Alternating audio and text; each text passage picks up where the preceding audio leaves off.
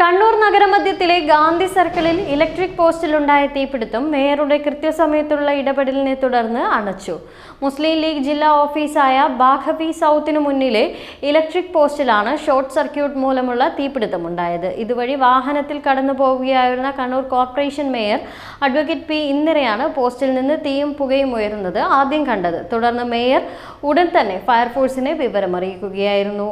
ഈ സമയത്ത് ഇതുവഴി പോവുകയായിരുന്ന മേയർ അഡ്വക്കേറ്റ് പി ഇന്ദിര ഫയർഫോഴ്സിന് വിവരം അറിയിക്കുകയും ഫയർഫോഴ്സ് ഉടൻ സ്ഥലത്തെത്തുകയും തീ അണയ്ക്കുകയും ചെയ്തു. തക്ക സമയത്ത് തീ അണച്ചതിനാൽ സമീപത്തെ കെട്ടിടത്തിലേക്ക് പടർന്നു ഉണ്ടായേക്കാവുന്ന വൻ അപകടം ഒഴിവാക്കുകയായിരുന്നു. Kannur MLA advocate T. U. മോഹനനും ആരോഗ്യ സ്റ്റാൻഡിംഗ് കമ്മിറ്റി ചെയർപേഴ്സൺ ശ്രീ ചമടത്തിലും KCB ഉദ്യോഗസ്ഥരും അപകട സ്ഥലത്ത് എത്തിച്ചേർന്നു.